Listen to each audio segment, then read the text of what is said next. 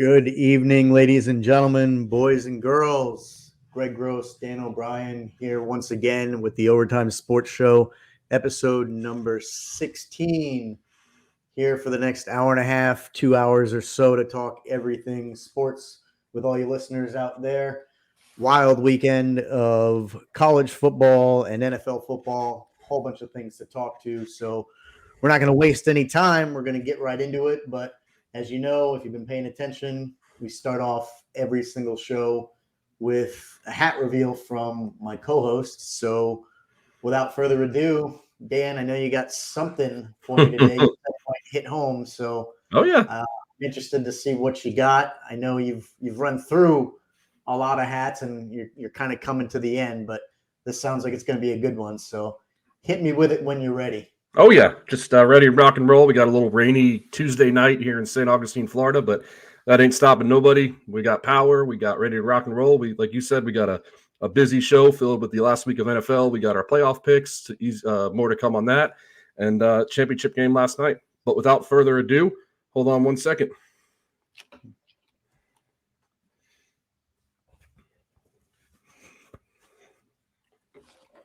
Okay. So I don't know if you can tell what that is. I got to be honest. It looks like a B cursive script, but I don't know who that is. So in honor of your little dry January, I'm going with a Brooklyn Brewery hat as the last beer that you drank before you went on your little hiatus. Okay. So, I told you I'd hit you with it. Let me show you right here real quick. So it's got the Brooklyn. Yeah. Love it. Oh, yeah. So I figured you'd like that one. A little curveball, huh? I told you I've been to that brewery. So it's a very awesome brewery. I've been there before. It's a great brewery. Fantastic. I thought you were going to hit me with some kind of a sports team or something. I thought it was going to be left field, and this is definitely left field, but I like it. Super unique. I had no idea you had that in your collection. Yeah, man. Nice. It was a little, like I said, it hit home a little bit just because it was a little hiatus beer because that's the last beer you drank before you went on your, we'll keep it censored list. So I think I should have recognized it because you're right. I did have some of their beers. The colors are what threw me. For some reason, I was thinking it was like a blue or something. Maybe that was just the can that I had. But because you had an Oktoberfest, but the B, that's like their iconic B, the Brooklyn Brewery. So I like it. Yep. Good stuff. Yeah. Good stuff, man. Little curveball. Yeah. It was a curveball indeed. So obviously we talked about it. We got a lot of things to discuss here. We can go in a number of different directions. I kind of want to start with last night's game. It's the topic of the day, probably of the week until we get to this weekend and everything will shift to NFL action. But I think we could spend some time on really your favorite guy. I know you got some thoughts on him. I know you're upset with the outcome yesterday. We went over our predictions last week, who we thought was going to win. I just thought it was Michigan's time. And I think what we saw last night, they put it all out there. They pretty, in my opinion, thoroughly dominated most of the game.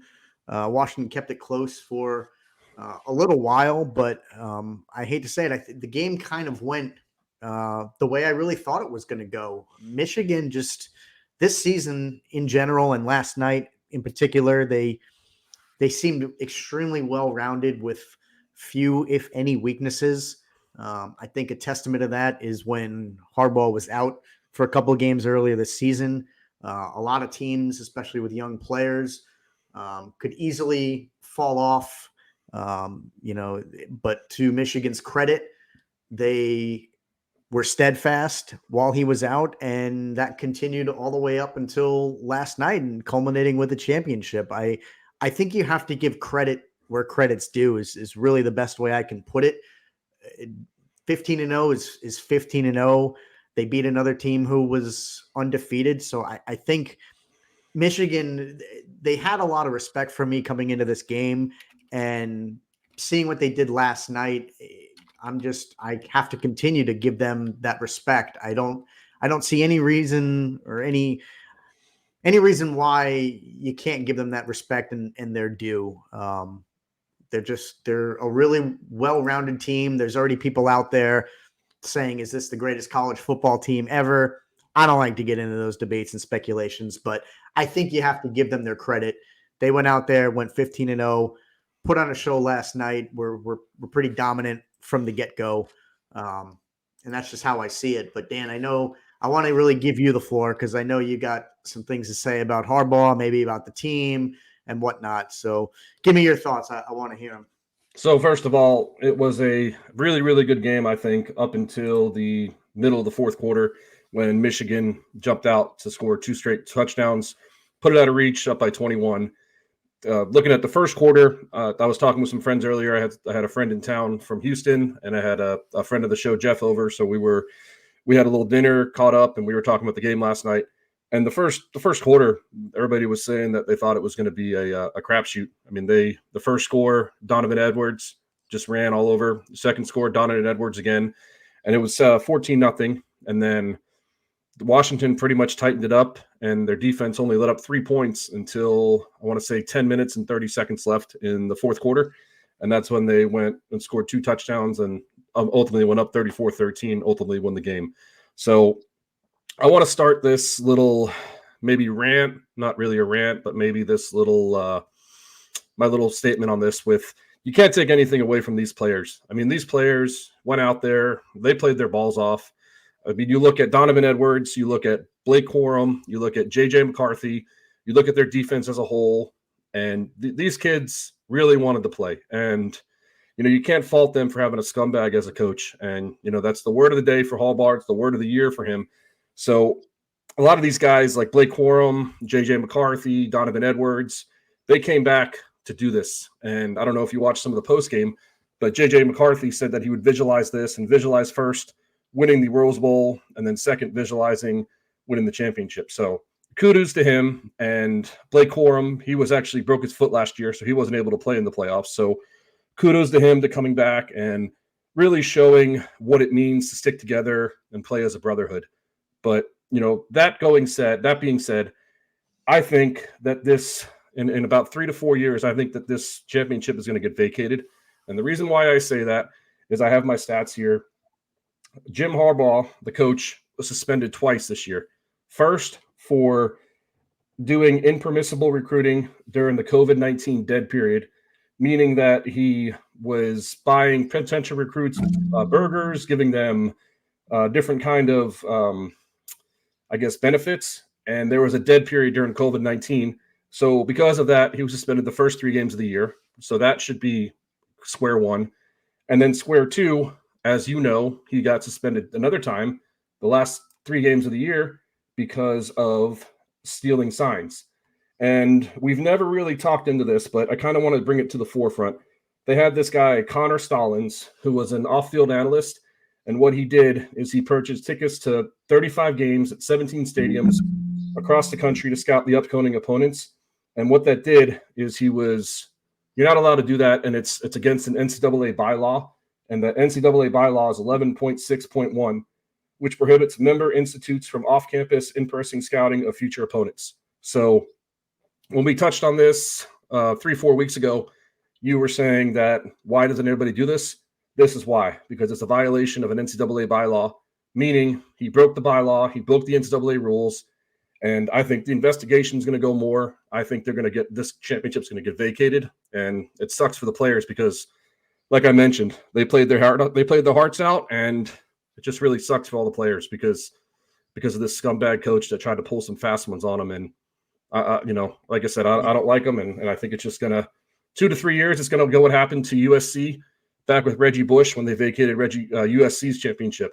So it's just going to take a matter of time, and this guy's going to be in the NFL probably in the next week or two. So he's not even going to care about it.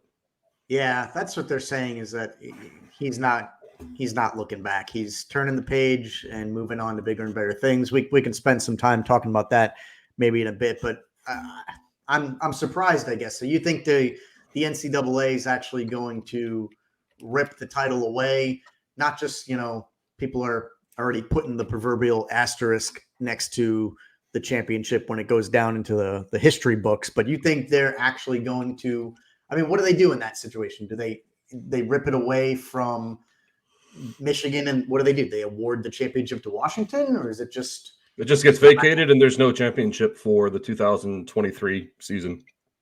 Got it. And I ultimately think because of the lackluster insubordination of Jim Harbaugh, I think they're going to do this in 3 to 4 years. And like I said, when I first started this rant, it's going to suck for those players that came back for this. Blake Corum, J.J. McCarthy, Donovan Edwards, those guys in particular. Yeah, but you bring up a good point. Like if Harbaugh goes on in the NFL, especially if it happens next week or something, I personally, I don't really think he is going to the NFL. Maybe that's just naive, but if he does, I can't imagine he's going to do it right away. I mean, teams have an entire offseason to interview coaches, and I know there's some things about the Rooney Rule. Don't they have to go through a process anyway? Like I don't foreseeing it being something that's going to take place next week. But to your point, if the NCAA does take action on this championship 3-4 years, whatever it is down the road, is anybody even going to care? I mean, will the players even care at that point? I mean, it's not something anybody wants to have happen, but if this happens 3 or 4 years, if this happens a year from now, who's really going to care? I mean, it's just, to me, when you talk about these violations, especially if he broke the code of conduct more than once, I know there's a certain level of due diligence that has to happen in an investigation. Things are procedural, but can it happen a little quicker to the point where you can actually nip this in the bud as it's going on? I mean, if these allegations were true and they were as serious as some would have you believe, why bring the guy back from his 3-game suspension at all? Why let Michigan continue to play in the postseason, play in the championship? I feel like the committee should have taken swifter action to get to the point where you feel they might ultimately get, which is ripping away a now championship. That's just me. Yeah, I mean, I go off what you're saying. It's all about the appeal process because obviously, you hear about it all the time at MLB, NFL, NBA. People get in trouble and then they have an appeal process, and that appeal takes months on end because everybody has to bring their story to the side. So, if you were Jim Harbaugh's lawyer, you're going to bring your statements, and then if I'm the NCAA, I'm going to bring my statements. I'm going to bring my facts, and it's going to take time. But all over and all, I really think that it's going to be like the USC that happened in 2004 when they found that Reggie Bush was getting illegal benefits and getting paid and all this and all that, and they vacated his Heisman Trophy, and they also, I think, want to vacate a championship. So, yeah, I get what you're saying. It's just it's going to take some time. Mean? When they stripped away Bush's Heisman, did he have to, like, there's a monetary award that comes with that, right? Or is it just purely recognition? Purely recognition. So again, what does that even mean? It's just it just goes for your trophy case. It's just recognition. I mean, it's just recognition to say that Greg Gross was a Heisman Trophy winner in 2004, and you get the trophy to put in your trophy case. And I mean, it's just really. I know what you're saying. I feel like you're talking about it, like from 2005. I mean, we all remember Bush as winning the Heisman back then. So that kind of goes back to my point. We're all. What was 2005 was what, 18, now 19 years ago? Yeah. If we're talking about this championship 10, 15 years from now, I guarantee we're going to be talking about Michigan winning the championship, which I know you just outlined things that have to happen, the investigation, there's lawyers involved, but maybe the NCAA needs something in their rules where if you violate them, you don't get your due process, or maybe you get it after the fact. And if you're found innocent, I don't know, there could be some kind of vindication there, but I think it just needs to happen swifter because, like I said, we talk about Reggie Bush winning the Heisman. I mean, yes, we talk about it being stripped away, but he played the season. He was awarded the Heisman. Michigan played the season. They were awarded the national championship. We're not going to talk about them 10, 15 years from now as having it stripped away. They got to play and they won, Yeah. So, I mean, what the hell good is it? To me, it's just, I don't know. It's sort of pointless. It is very pointless. I mean, like I said, I get what you're saying, but it just really, what it does for me is it just vindicates how Harbaugh tried to cheat the system and how, I mean, like I said, you can't take it away from these kids. I mean, these kids played their hearts out and they played the football in the game, but they had a little extra because the coaching scandal when they were signing or stealing signs, and when Harbaugh was illegally recruiting during the dead period. So again, it's a 2020. It's a catch-22. I agree with what you're saying, but I just wanted to throw mine apart. My opinion on there, because like I said, I think it's going to happen. And yes, I do agree that it needs to happen sooner than later, but that's just the way that these appeal processes happen. I mean, they want to make sure if they're going to vacate a championship, they want to make sure all their ducks are in a row. So that's why it's probably going to take a year or two. And then for Harbaugh, he's going to be, in the NFL. And I know you don't think he's going to go to the NFL, but I think there's a good chance he does. Yeah, I'm probably being a little naive there. I think of it from my own lens. I mentioned it last show. Harbaugh's been a coach for how long with Michigan now? A decade? It's been a while, right? I mean, has it been 8, 10, 12 years, something like that? So I feel like at least 8. Yeah, something like that. So I feel like he's waited a long time to get there. Maybe now that he's reached the top of the mountain, the summit, he's ready to move on to something else. But I would personally want to run it back. I think there's a lot of pride there. He's had a good program for a number of years and just fell a little short. And I don't know how many. I guess maybe something to consider is how many players would be coming back, because if he's going to end up with a whole new team next year, that obviously changes things. And that actually is a good segue to something else. I wanted to know where you come out on this. I heard a stat that said Michigan. Actually, before I get to that, let me ask you: the college rosters, it's a 53-man roster, just like the NFL, right? Yes and no. It's they have a bunch of like scholarship players, so I know it's like 75-man roster, but they can only play a certain amount. I want to say it's probably around 60 can be dressed, and then they have, I want to say 13 to 20 scholarship athletes at one point. So there's more players. So with that said, whatever the number is, 50, 60, 65, 70, doesn't matter too much. I heard the stat that said Michigan had 9 of their players that were in their 6th year, I want to say. And I mean, that's what, 20% of their team or so, something close to that, 15, 20%. Where do you come out on, I guess, eligibility to remain on the team? We know that Bo Nix is another example. Who was it back in the day? Chris Wanke, some of those guys who just seemed like they never left the collegiate ranks and just played forever. But to me, it raises a little bit of an interesting question when you have quote unquote boys against men. How much of Washington's team was, did they have any freshman, sophomore? Were they 21, 22-year-olds versus mostly 23, 24-year-olds? To me, it makes a little bit of a difference. And I'm just wondering if maybe there needs to be some rules about that as well, because if you're talking about, players and really almost kids in the sense that may still be developing physically, emotionally, mentally, all that stuff, I think it maybe needs to be a little bit more of a level playing field and some rules in place. So I'm kind of curious where you come out on that.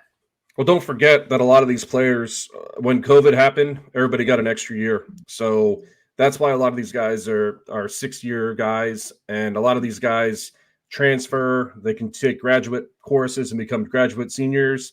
And if they get an injury, they can get another year of eligibility. But most of the 6-year seniors that you hear are from the COVID year, because when COVID happened, if you were a senior, you were still a senior. Or if you were a freshman, you were still a freshman. So you're able to get an extra year of eligibility. So that's going to be coming to an end probably next year, because you got to think about it. That was in 2020. So you got to think if somebody was a sophomore in 2020, that's 4 more years. So yeah, this would be their 6th year. So they probably have one more round of 6-year seniors. And after that, it'll go back down to 5 years, probably 5 years at the max. But the only reason why Winky, I want to say, was able to play so long is he had a lot of medical red shirts.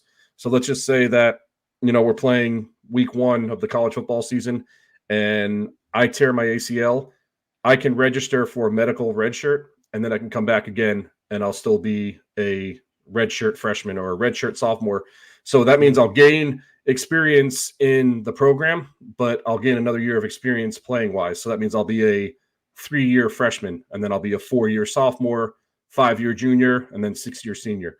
So it is very confusing. And I know that this might sound a little weird, but I know that you're just kind of getting new into college football. So it's good for you, to learn and see. But like I said, this COVID year should be coming to the end where they're going to not really see a lot of these 6-year seniors, because that is an anomaly unless you see somebody that's got a bunch of injuries. Because Michael Penix Jr., he had 2 knee surgeries and 2 shoulder surgeries at Indiana. So technically he was a 6-year senior as well, because he played 3 years at Indiana and 2 years at Washington, and he probably redshirted a year. So technically he was a 6-year senior. Yeah. Same with Bo Nix. Washington's roster, and their site's actually nice. You can sort it by class, and I'm trying to see how many seniors they had, and it doesn't tell me what year senior though, so there's no real way to know if they were 4 or 5 or 6th-year senior. But they do have a number of freshmen and sophomore on their team. Actually, that's truly the makeup of most of their team. A few red shirts. So just kind of curious. I thought it was an interesting conversation to bring up. Just to like you mentioned, though, it does seem like whether it was because of the COVID year or not, Washington still had the same opportunity to construct their roster with 5th and 6th-year seniors as well. So I guess it's kind of a moot point. Yeah. It's just, it's a moot point, but yeah, it's a good question to bring up, because it is very confusing. I mean, if you're just kind of watching it and you say, okay, 9 guys on a 6-year senior, that sounds weird. But like I said, this COVID stuff is going to come to an end, I want to say, next year, because like I said, if you think about it, 4 years would be 2020, and that would be your freshman year. So probably next year would be the end of it, if I had to guess. Yeah. So another thing I'm curious about, I want your take, because again, you think he's moving on. If you had to put your money on something or one team, where do you think Harbaugh lands? So I think he's got a good chance to go to Washington. Actually, no. I think he's going to go to Chicago. I think Chicago is going to fire Eberflus, whatever his name is. And I thought they said he's coming back. No, they did. But with Harbaugh, once he says that he's coming out, and that'll change things. Yeah. Yeah, I think that he's going to go to Chicago. And the reason why I say this is they have the number 1 overall draft pick. They're going to trade your boy Justin Fields, and they're going to draft your other boy Caleb Williams. And I think they're going to build it around Jim Harbaugh and Caleb Williams for the future. And it's really close to Michigan, because not to mention Harbaugh actually played at Michigan. I don't know if you realize that. So that's why it's kind of his dream job. And that's why I don't think he'll leave for anything but another dream job where he has a great opportunity. And so I think Chicago, if I had to put my money on it.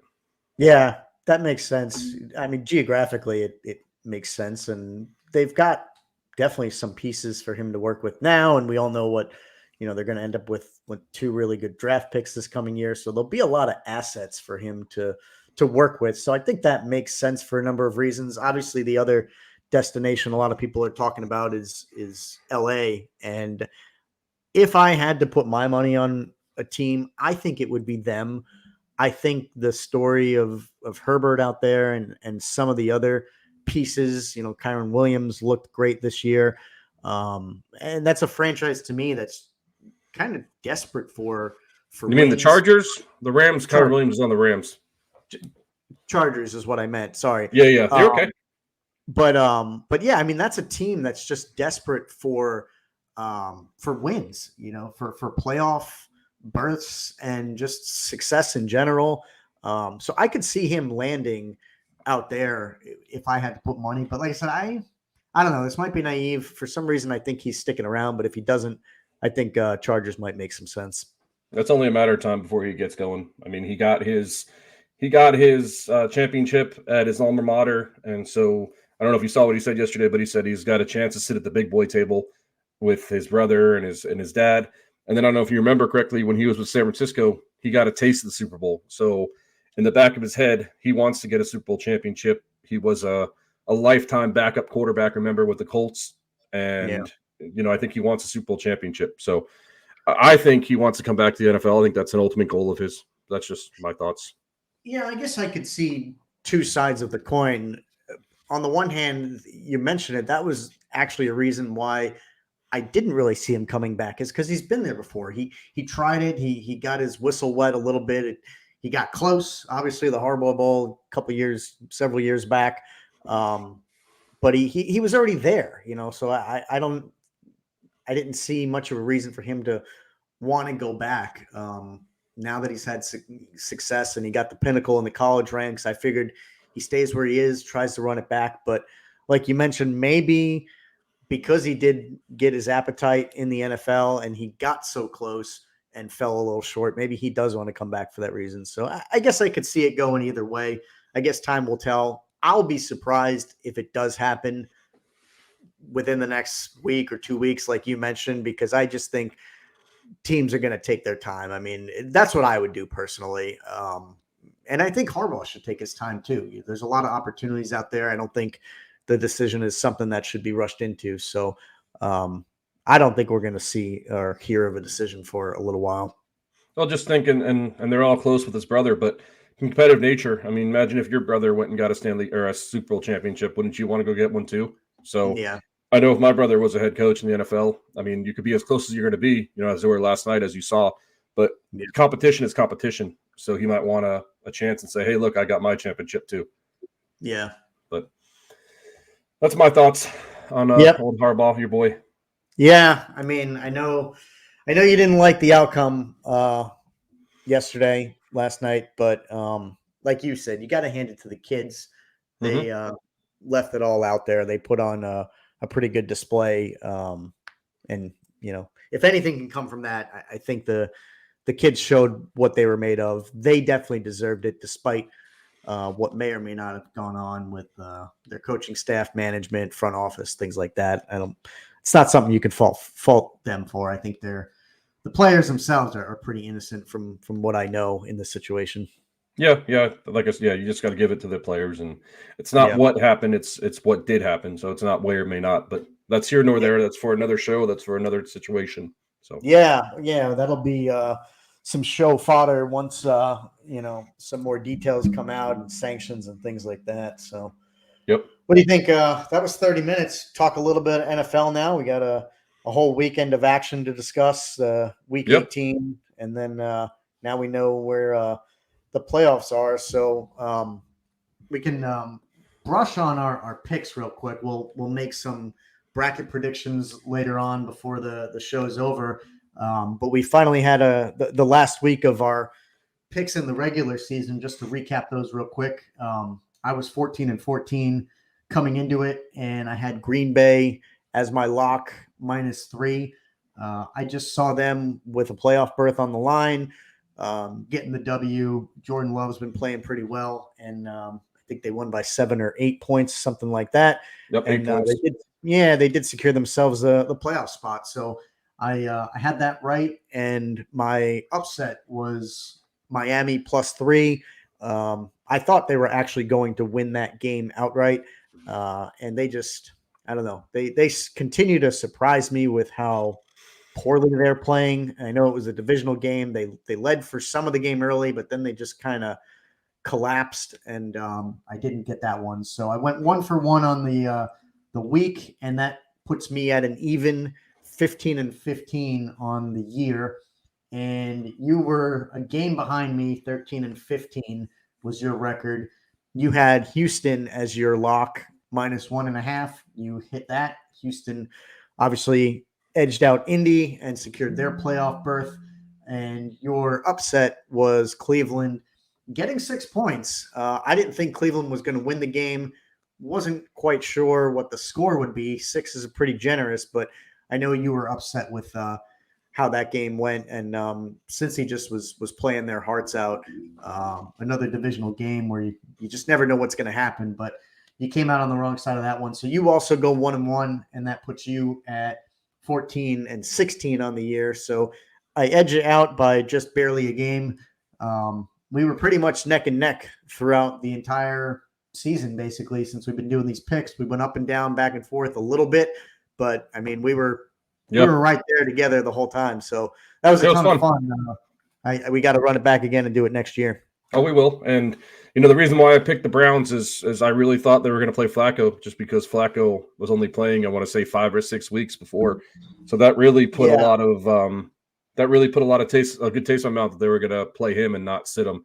So, I mean, Yeah. obviously we make these picks on Tuesdays. I think that they decided to sit him on, I want to say Friday or Saturday. So, it was just going out on a limb and thinking that Flacco was going to play. But, that's here nor there. But like I said, that's why I really thought the Browns were going to come out with Flacco, and they had nothing to play for, but still Flacco needed experience. Yeah. I speaking of Flacco, I saw that the Browns, I guess, released a statement or something that even though they held Flacco out, I guess, he's only been with the team for 4 or 5 games, something like that. And Yeah. despite that, he must have still had something worked in his contract. Oh, yeah, they paid him his bonus-wise. incentive. Yeah. Yeah. So they are still paying him his incentive bonuses, even though they held him out, which I thought was awesome. Yeah, that's pretty cool. I thought that was cool. We criticize teams and owners all the time for what they get wrong. But I think this is a case where you have to give it to the front office and the owner, whoever it is, for doing right by Flacco, because he's really come in and really kind of saved their season. We talked about all the trouble that they've gone through this year, losing Chubb, losing Watson, a couple other quarterbacks. I think Flacco's their 4th starting quarterback this year. So he's really saved them. And I think paying him out is the right thing to do. But yeah, sucks sucks for you when you picked them and thought that he was going to be in. But still fun. I enjoyed a lot of it. fun. I enjoyed it too. A lot of fun. A lot of fun. One thing I wanted to bring up, and you probably got some thoughts on this. I know it brings you a lot of I think joy and laughter. I know where you're going with this. Yes, sir. You know where I'm going with this. Yeah. Duval. Yeah. Man, what? I don't know how you characterize their performance this season. Certainly the last 5-6 games. I want to say they went 1-5 down the stretch, if I'm not mistaken. I think they were 8-3 at one point. And I guess maybe it would have been 1-6, because if they ended up, they're 9-8. So yeah, I think that's what they went 1-5, 1-5, 1-5. Yeah, the last 6 games.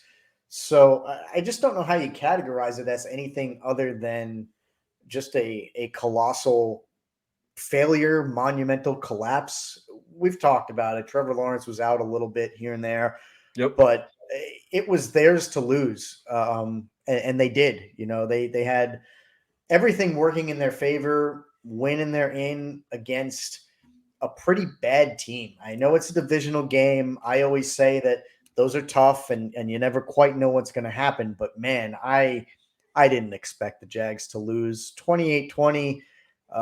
It's what more is there to say? It's just a collapse. It's not like they don't have weapons. Talked about it last week. Lawrence, Etienne, Ridley, Ingram, they've got weapons. To me, you can go down the list of excuses, and I think that's all they are, is just excuses. I think there's a lot of blame to go around. I put a lot of it on the players, but I put a lot of it on the coaching staff as well. I mean, I talked about it, I think, last show and at the beginning of the year. I had this division almost wrapped up at the beginning of the season as the easiest division for a team to run away with, and that's what I thought the Jags were going to do. And for them to just fall short, give a little bit of credit to Houston. I've been extremely impressed with the way they've played. Stroud and D'Amico Ryans are doing something special out there. And even what the Colts done, that division was pretty tight at the end. You got to give them a little credit, but there's just, to me, it's a monumental collapse, epic failure, however you want to describe it.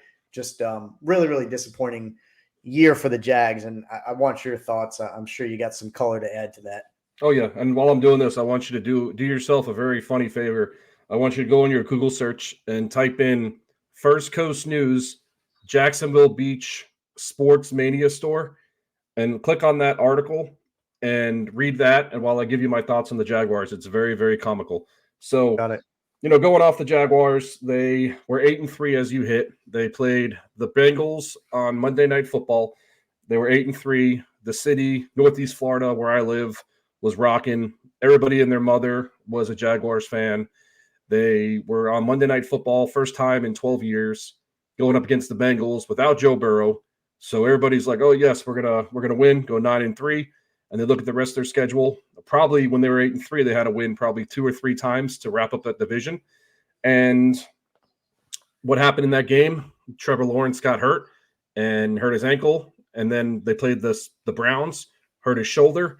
So not to put all the blame on Lawrence, but yes, to put all the blame on Lawrence. Beginning of the year, as you mentioned, everybody thought of him as an early season candidate for MVP. Everybody thought he was a sneaky pick because of what happened last year. But, I mean, looking at some of his throws on Sunday, again, he wasn't 100%, but that 4th down throw, I mean, he sailed it to lose the game. I don't know if you saw that. But, I mean, he just really looked like he folded under pressure. It looked like the coaches folded under pressure. It looks like they just got – I think what really happened is they got ahead of themselves when they were 8-3. I think they just thought that they could easily play the rest of the games and easily win because in the back of their head, they thought Houston was rookie head coach, rookie quarterback, young team. They're not going to win. Indianapolis is down to Gardner Minshew, who they used to have. They're not going to win. And Tennessee was playing, with a rookie quarterback and not playing well. So I think they let off the gas. And, that goes to the whole team, but mainly the coaches, as you said. So I think it's very comical because, being in Northeast Florida, I hear everything about the Jaguars. You hear how everybody's a Jaguar fan when they're good and nobody's a Jaguar fan when they're bad. So very, very quiet in Duval County where I work, in St. Johns County where I live, Northeast Florida as a whole.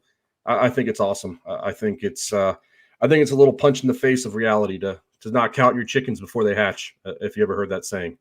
But, they really ruin things for. Did you happen to see this? I got it up in a second. Yeah, go ahead and read that. That's hilarious. So I was going to say they ruined things for Floridians because had the Jags won, this could have been the first time that all 3 Florida teams won. No, they made it. For win the division. Too. I was going to say because they won last year. They were all in last year, all 3 of them. But win division. Right. Okay, keep going. Sorry. And the Dolphins ruined it as well, of course. But the Jags were the first to ruin it because they played earlier. But you may want to share the screen for this one because this is a really comical thing. This article that you have. So let me see if I can do that here. It's really, really funny. So we've got an article up here. Yes. And I was reading this. So go back to the top. Yeah, read the top headline. This is a guy who owns a sports merchandise store called Sports Mania in Jacksonville Beach. Yep, this is hilarious. Do you know where this place is? Have you been there or no? I haven't been there, but I know where Jacksonville Beach. I have an idea where it's at. So it's very, very comical. Interesting. So he pre-ordered $50,000 of merchandise for the Jags winning the division. And obviously that didn't happen. So now he's on the hook for all these extra shirts and hats and swag. And I was reading, he's trying to get some of it canceled, half of it or something like that. But that's a nice chunk of change to just have to eat, especially I'm sure this guy's a small business owner. So for sure. Every little bit counts this day and age. And it's just one of those funny scenarios you talk about it all the time. They have to pre-print merchandise for the team that eventually loses the Super Bowl. And what happens with that stuff, and just really funny. We laugh about it, but it's really not. It's actually, a little sad and kind of heartbreaking. But a lot of that stuff is probably ended up in third world countries. People that are less fortunate. They'll probably take anything. Warm clothes on their back, kind of thing. But for this guy, that's a tough look. He tries to do the right thing and be first and hopefully sell out all that merchandise to fans. And now he's on the hook for a lot of it. That's a tough look, man. Goes to my point that I was just saying. I mean, everybody counted their chickens before they hatched. I mean, everybody and their mother was a Jaguars fan when they were 8-3. So this guy probably said, let me get the upper hand and let me do a quick order so I can sell out my store when they win because this idiot thought that they were going to win the division. He should write to, who is it, Shad Khan, the owner? He should write to the Jags brass and ownership and try to get them on the hook and be like, yo, guys. Trevor Lawrence should pay some of that too. Yeah, absolutely. So. You know what? Maybe we should start a GoFundMe for this guy. I mean, I could travel. I could travel to him. I mean, I can go find him. We might have to champion that effort. Start a GoFundMe for this guy. because we feel sorry for him. Let's make that happen. Yeah, I figured you'd find that hilarious while I was giving my my Jaguar rant. So, good stuff. that's great stuff. That's great. That's great. Yeah. Couple other games I wanted to run down. Touched on it quickly. It probably didn't matter quite as much, and I know they're dealing with a little bit of an injury bug. But that's the Dolphin game. Obviously, I thought that they were going to get the best of the Bills playing in prime time, and they just kind of came up short. So I want your thoughts just briefly on it. Curious to see how far you think they go in the postseason. I don't know what to make of them. They look like one of the hottest teams early on. They're kind of like the Eagles, in my opinion, maybe not quite as bad. The Eagles are another story we should probably touch on, but I'm just curious what you make of the Dolphins now that the season's over. They're in the playoffs. They have so many damn weapons, but they just seem to find creative ways to lose games, especially against their rivals when it's important. So I have no idea what to being fully honest and transparent. I don't have a feel for what to expect out of them in the playoffs. I mean, what about you? Yeah, I mean, we've talked about this all year. We've talked about this all episodes. I want to say they were 10-1 against teams with a losing record and 1-5 against teams with winning records. So everybody knows the playoffs are all going to be winning records. So it's really going to be interesting to see what happens when they play. Like this week, I think they go to Kansas City, and we'll touch on that later. But they go to Kansas City, and they have so much talent. Mostert was out last week. My boy Waddle was out last week. Who knows how healthy Tyreek Hill was? I mean, not to mention his multi-million-dollar mansion burnt down. So that's in the back of your head. I mean, we've talked about it. People are humans. I mean, remember we talked about the Travis Kelce thing. I mean, these guys are humans first and football players second. So, he got a touchdown, but after that, he was kind of silent. And we've watched Mike McDaniel, the coach. We've watched him all year. He's very unorthodox, and maybe his unorthodoxness and the way that he coaches is finally, coming up to bite him in the butt. And, I don't know how they're going to do in the playoffs. Obviously, they're good against inferior opposing teams, but when it comes to really good teams, they get walloped. I mean, I don't know if you saw that stat Sunday night. They said against teams with winning records, I want to say they've been outscored 34-15. I want to say that was the points per game and then points per game that they were scoring. So they have a good team with talent. I mean, anything can happen in the playoffs. We've seen this year after year. So maybe they get hot. Maybe these dudes come back, but I don't see them going past Kansas City. And like I said, more to come on that. We'll talk about it on our picks here in a little bit.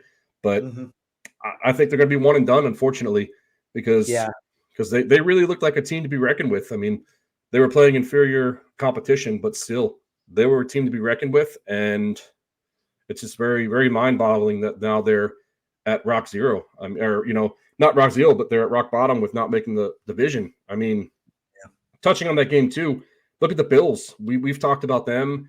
I want to say 6 weeks ago we talked about them, and they were 5-6. I want to say, and I think they ended the year on a 6-game win streak.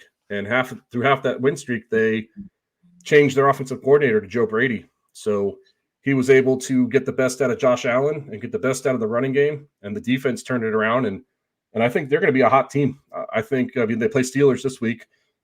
So obviously we'll probably pick the Bills, both of us, but I think the bigger story of that game is the Bills. What are your thoughts? Yeah. I think that it is the bigger story of the Bills. You raised a good point. When they made their personnel shift, management coaches, it certainly seems like they turned a corner. They 5-game win streak. Sorry, 5-game win streak. My bad. Yeah, keep going. No, I mean that's still impressive. 6-6. Yeah, they did what they had to do. So it's very impressive to me. I'm still not completely sold. And the one thing that actually surprised me this past weekend, I couldn't believe the stat. Maybe just time flies, I guess. But Josh Allen threw a pick in the red zone, and they said that it was the first red zone turnover by Allen and the team this year, which I couldn't believe, because it seemed like to me that, I guess it was the year before, where Allen was, it seemed like he was doing that all the time. He was just so reckless with the ball. Maybe it wasn't the red zone. Maybe it was more just turnovers in general. But uh, I still think he's a little careless with the ball sometimes. He tries to fit it in a tight window. We talk about how he tries to make plays with his legs, tries to be the hero. I could see that coming back to bite him a little bit this postseason. So I'm not completely sold on that game and that team either. Yeah, I mean, he's they mentioned it Sunday night. He's a gunslinger. He's got a little Brett Favre in him. So he's going to push the pot. He's going to push it, and he's going to he's going to try to win the game at all costs, whether that's throwing 4 interceptions and throwing 4 touchdowns. But hey, he got 4 touchdowns and they won the game. That's what he's all about. So, Yeah. I mean, it's just his gunslinger mentality. I mean, Yeah. we've talked about him. I like him. I like the way he plays. Reward his style of play. It's give and Yeah. take kind of thing, high risk, high reward. But yeah, those 2 games, to me, the Chiefs Dolphins game is the hardest one to pick. The Bills Steelers is probably not going to be that easy. The Steelers, I mean, I can't believe they're in the playoffs. I just can't. I mean, With Mason effing Rudolph. yeah, I don't get it. Yeah, Mason effing Rudolph. That's all you got to say. I don't love the playoff format. I'll call it new. I know it's been around for what, 3-4 years now, maybe longer. I think this is the second year with the one bye. Okay. I think this is the second year. Yeah. That's what I thought. It's only been a couple years, and I don't love it. Maybe it's just still got to grow on me. But I think too many teams make the playoffs, and I know that's what the NFL wants. They want more games, more fans, more money. But I just think too many teams make the playoffs. The Steelers, how are they in the play? And even, to be honest, the Packers, I'm picking on them both 7 seeds here, but I'm picking on them for a reason, because even though I gave a little kudos to Jordan Love, he's had an impressive rookie season, but did they really deserve to make the playoffs? I don't know. I don't think so. And I just think too many teams make it right now. You're teetering on that line of mediocre, if you ask me. Everybody else, Eagles, despite their collapse, they started so hot that they still deserve to be in. The Lions had a heck of a season. Rams kind of turned it up at the end. Cowboys look great. And obviously 49ers get the bye. So those teams, the Bucs, obviously you can make an argument somebody had to win that damn division. And then the AFC, I think most of those other teams deserve to be there. Texans, Browns had phenomenal years. Chiefs, Dolphins were good for a long time. Bills, but the Steelers, those are the outliers. If you ask me, the Steelers and the Packers, I don't really know that they deserve to be there. See, I beg to differ. I like that they expanded the playoffs. I like that they expanded the playoffs in MLB, and that'll be, a topic for another show. But I think, it all goes back, and I know that this could sound like a little repetition, but it's a business after all. So, you hit right on the nail. They need the business as playoffs, making money. I mean, they call this super wild card weekend now, not just wild card weekend, super wild card weekend. And I want to say the Saturday night game is going to be on Peacock. So they're getting more money for NBC. The NFL is getting more money from NBC. Like I said, I know I kind of contradicted myself right there, but yeah, they're getting more money from NBC because it's going to be on Peacock. So what they're trying to do is gain more listeners or watchers by have people subscribe to Peacock, and that way NFL gets their money and Peacock gets their money. So I like that there's more teams, because I could get behind you if the Steelers were 7-10 and made the playoffs, and if the Packers were 8-9 and make the playoffs. But 10-7 is a pretty good record, and 9-8 is a pretty good record. I mean, it's one game over 500, and anything can happen in the playoffs. So I like that they increased it, but that's just I like watching playoff football because it's a different breed. I think playoff football is. It is, yeah. You're right. I'm looking at the schedule here, and Chiefs Dolphins is the one that's on Peacock exclusively. So the Saturday early game is Browns Texans, and that's also on Peacock, but it's also on NBC. So I guess it's a nationally televised game that anybody will get. But that evening game looks like it's Peacock. Exclusively on Peacock. So for those of us that don't subscribe to that, we don't sanction illegal streams on this show, but you'll have to think creatively, I guess, to watch that game if you're not a Peacock subscriber, or I guess, go to a bar or a restaurant or somebody that's televising it. But they would have to have the same thing, right? The restaurant or bar in question, in order to show the game, would have to have a Peacock subscription, right? I don't know, because remember last year when I was traveling for work, you met me in Lakeland, and remember we were looking for the first Thursday night game on Amazon, and then we talked to the bar people, and they said it was included in their Sunday ticket, like the Amazon Prime. So I don't know if this Peacock per se would be included in the Sunday ticket at a bar. I mean, I have Peacock, so I'll probably watch it at home, but that's a very interesting a way to think about it, because I don't know how that would work. But again, like I said, the NFL ticket had Amazon, because like I said, we found out last year when I was in Lakeland, when I was traveling for work, we went to that local bar in Lakeland and they had it on. So yeah, I'm surprised. There's probably network regulations and contractual things that go into how they choose their networks, but I'm a little surprised it's Peacock. I know they've been around for a while and they're affiliated with NBC, but out of all the damn streaming platforms that are out there nowadays, I think Peacock is still one of the lesser ones. It seems like Netflix is still the behemoth, and then there's HBO and Hulu, and now Paramount and Disney. Peacock is just not one that I immediately comes to mind. So it's interesting you have it. Is there a reason you have it, or is it just included with something? Is there anything else you watch on there? Because I don't know much about them. So I want to say it's included with Xfinity, that I have Xfinity, because Xfinity is NBC Universe. So I want to say it's either free or we pay like 50 cents a month. And I don't really know what's on there per se, but there was some like old school NBC shows. And I want to say there's been movies that have been exclusively on Peacock. So, but I'm getting thirsty. But before we move on, I want to touch on two really cool stats that happened this past football season. So the first stat was the Ravens 13-4, the Browns 11-6, Steelers 10-7, Bengals 9-8. It's the first division since 1970 with all teams finishing with a winning record. I thought that was a super, super cool stat. I mean, that's really cool. Yep. I did see that. That is, you got to give kudos to all those teams. It's not something easy to do. I think that's why it hasn't happened in a long time, because you got to figure usually at some point there's going to be at least one stinker in that division. I mean, you look at some of the other divisions, the Kansas City division, they're the only, in my opinion, they're the only good team in their division. I mean, definitely. Yeah. So for that division to all be above 500, it's pretty remarkable. Yep. And the other record that I thought was pretty cool was Puka Nacua. He set two records. One record was having the most receptions as a rookie, surpassing Waddle with 105 from 104.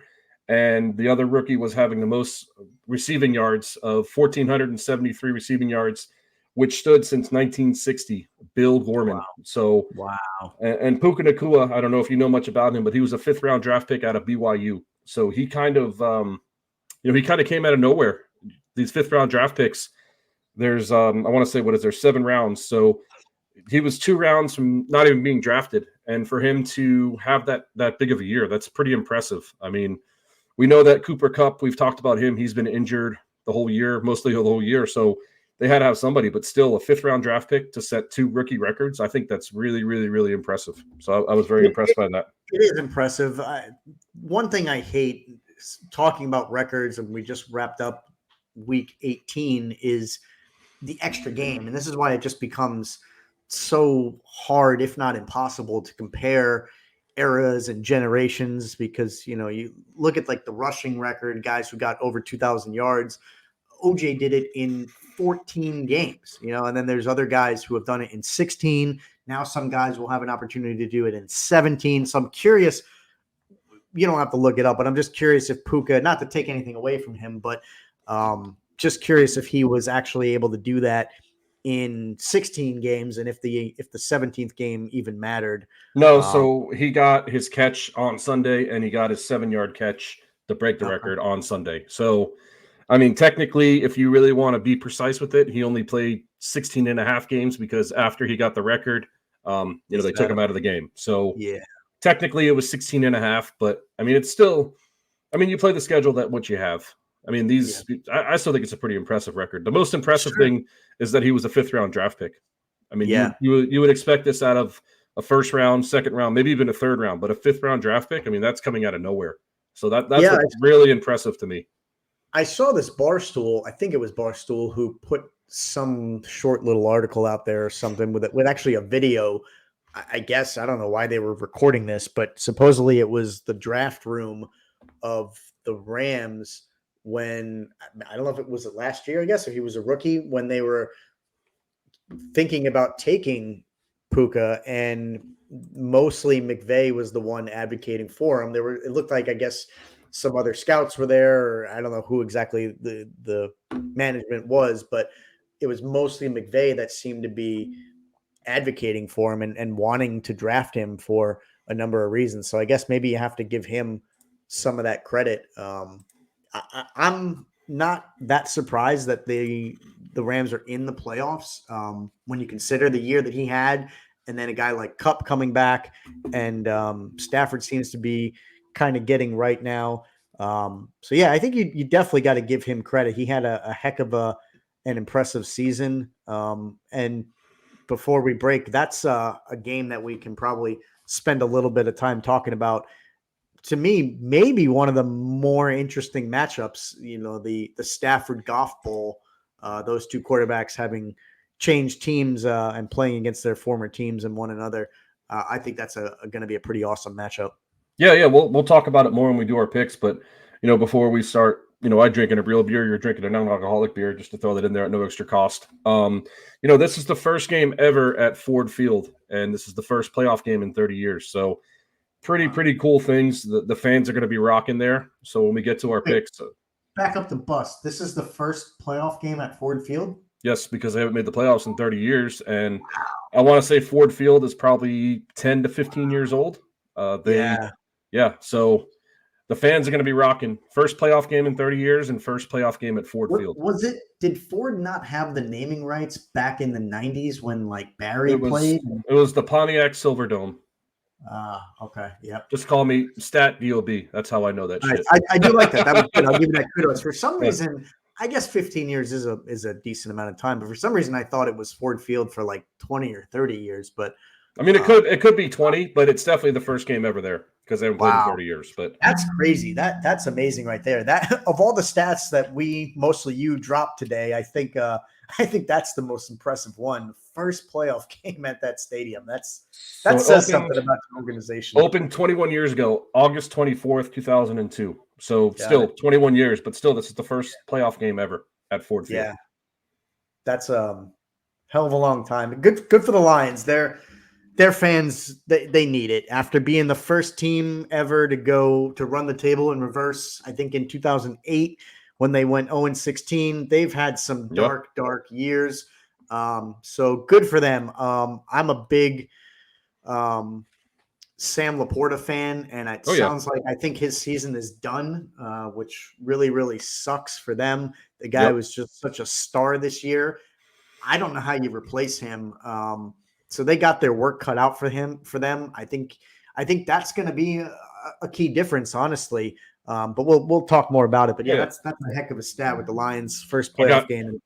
I got a 2-part trivia stat question for you on that real quick before we break for an ice cold beer.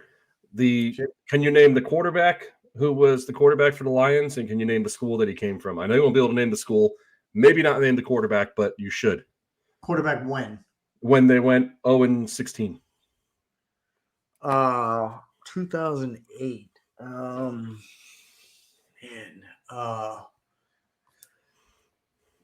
going to throw one out there right now. It just came to mind because it's a hilarious moment. Maybe I'm wrong. Was it Dan Orlovsky? You got it, sir. All right. This one you're not going to get, but name the college you went to, and it's in the Northeast. I couldn't tell you his college if he went to University of Connecticut, but good choice on Dan Orlovsky. I thought you might know him because he's on ESPN also. That's not why. I will forever remember him. I hope he comes on the show one day, and I'd love to give him this. I'm sure maybe it's just me, but Like I love moments like this. They live in my brain forever. Again, love the guy for his personality, and I'm sure he's a great person. But he was the one who ran out of bounds in the end zone on a safety. and, Yeah. and he did it for a pretty long time. It's just embarrassing. I'm sure he hates wearing that forever, but that's why I got you. remember him, and that sticks out in my mind. Yeah. I just wanted to knock us with some stats before we went to ice cold beer time. So yeah, I like it. Yeah, we're an hour in, so this is a good time for us to take a short break. We're going to get to our beer reviews, and then we've got some brackets to fill out, some predictions, and we'll wrap up the show. But let's take a short break, and we're going to come back with some beer reviews. Sounds good, brother. We'll see you in a little bit.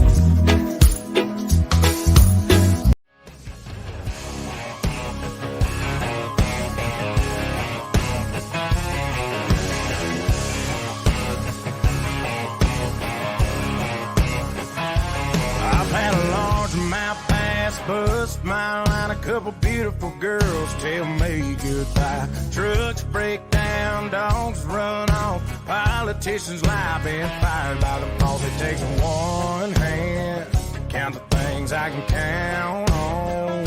No, there ain't much man that ain't ever let me down. Long neck, ice cold beer never broke my heart. Like diamond rings and football teams have torn this boy apart. Like a neon dream, it just don't know me. The bars in this guitar.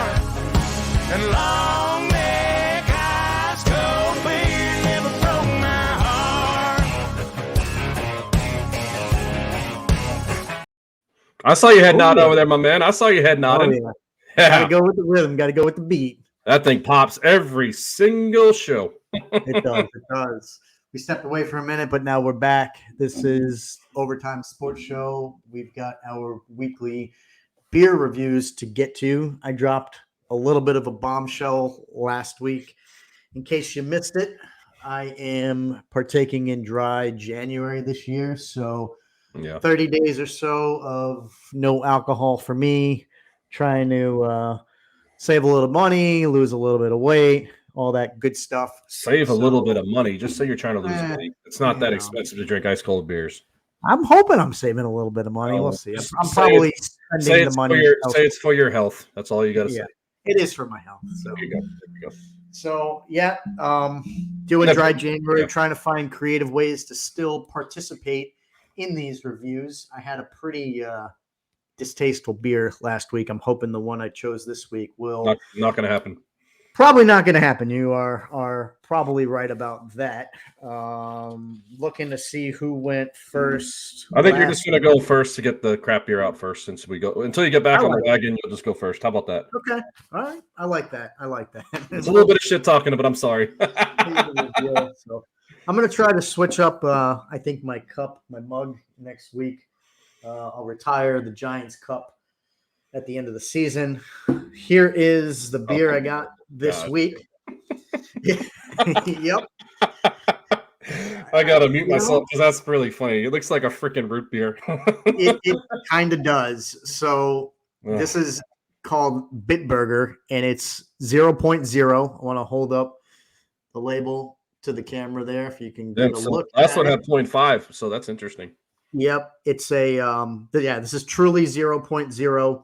It's a premium pilsner, and it's by Bitburger, and it's actually brewed in Germany. Bitburg, Germany, I guess is where it's from.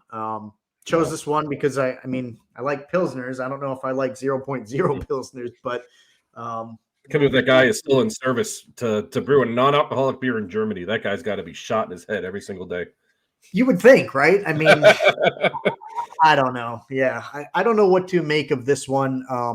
I will say expectations probably shouldn't be high, but after what I had last week, the bar is set pretty low. So this one doesn't have to do much to improve on what I had last week. So going to give it the old pour, and we'll see what this looks like.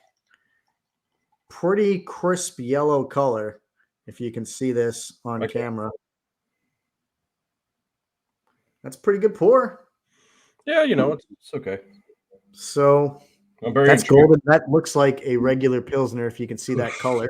Yeah, we know what it's going to lack. Yeah, it's going to lack that punch. Let me see. Give it a taste here.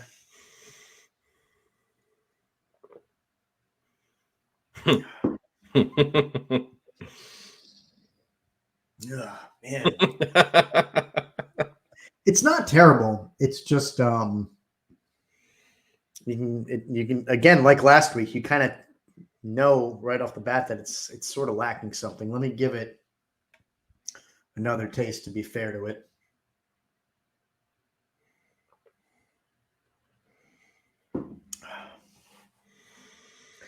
It's not bad. I mean, for what it is, you could sit at a bar if you had to drink these like I might have to do for the next 2 to 3 weeks, whatever it is.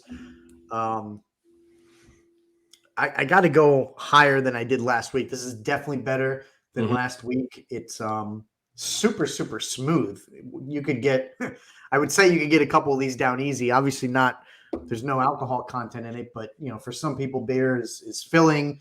The one thing I noticed about these non-alcoholic beers is that to make up for the lack of alcohol and to keep that sort of taste and flavor, there's quite a few carbs in these. So this one actually has 16.8 carbs, and I actually had a couple Heineken 0.0s this weekend, if you can believe that.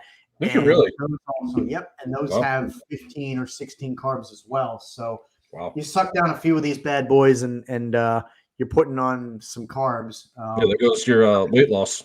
Exactly. So, damned if you do, damned if you don't. But I got to go kind of high on this one. This is pretty smooth for a non-alcoholic beer. It's actually not too bad. So, believe it or not, I'm going to go 8.2 on this. I'm going to go 8.2. Okay. This is actually, I don't want to say enjoyable to drink, but it's not so bad, not considering what it is. All right. So I don't think you're going to be able to guess what kind of beer I have, but I mean, it's a beer that I have not done, another new beer that I haven't done on the show yet. So if you want to guess, I know you're not going to get it, but you can try. Last week it was a porter, right? Yes. It's a beer you haven't had. You've had a couple IPAs, double IPAs. Double IPAs. You've had had like one or two sours. Yeah.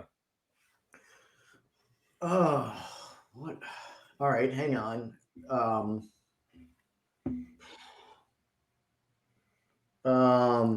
Man, yeah, sours. I don't think you're gonna get it. So, have I had this type of beer before? No. No? No, sir.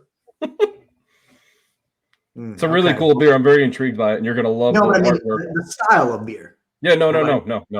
Okay. I have no idea. You got me stumped. So this is the beer. It's called Her Majesty's Statonic Request, and this is Gary True and the Studebakers. It's a ESB ale, which means Okay. extra special / strong bitter ale. And it's 5% alcohol. It's by a company called Illuminated Brewworks out of Chicago, Illinois. So you can kind of see, if you see the arts on it, it's like a band, Gary True and the Studebakers. So, do you know who they are? no, sir. I was just at the liquor store and I bought 6 random beers. So we might have to make our intro song temporarily this band just to see whatever it is they sing. Oh man, you can already smell it. Look at that color. That's a pretty unique color. It looks like it's got like this burnt orange color to it. Yeah, holy shit, and you can really smell it. Sorry for the language. Man, look at this. Still hitting greens in regulation and fairways hit. Look at that. Good pour. Oh man. Wow. How can I describe this smell? It's almost like a stronger apple juice. So like an apple juice, but like an apple cider, but like stronger if you can smell. But it doesn't smell like a cider, but that's just the smell. Do you think so? Just for the listeners and for me, you said ESB ale. That's extra special and bitter. It says I'm at their website and it says extra special / strong bitter ESB ale. Okay. I have never heard of this type of beer before, so I'm intrigued. That's great. You didn't even say anything. That's a first. Wow. Yeah, you look like you're legitimately sort of stunned. It's not often that you are a little speechless. Wow. Is it good or bad? It's kind of weird. It's almost like That's what I thought you were gonna say. Have you ever, I know you're not a coffee drinker, but I don't know if you've ever had a decaf coffee. Have you ever had a sip of a decaf coffee? Probably. I'm sure at one point in my life, yeah. So when you drink decaf coffee, you can taste all the flavors. And then right when it goes in your mouth, it like pops, like all the flavors. And that's what this is like. So you drink it and you get the flavors and then it just dissipates. So it's very, very weird. You've been going with some strong ratings lately. I have a feeling this one's going to be 7.4. This one's a crap beer, man. all right. Hey, that's honest. I like the honesty. It's so like you wouldn't get it again. It sounds like. And I mean, you heard it pop. It's like there's no carbonation in here. Look. Yeah, it does look kind of flat. And I don't know if the beer was old where I got it from, but it's like it's flat almost, which is kind of funky. Yeah. What was the alcohol content on that? 5%. 5%. Interesting. So me thinking that it tastes like a decaf coffee where it evaporates in your mouth makes me think that it might be flat. I mean, there's barely any bubbles. I know it's hard to see with my background, but there's barely any. I mean, there's a little bit of bubbles, but there's barely any. No, that's what it looks like for sure. So it could be flat.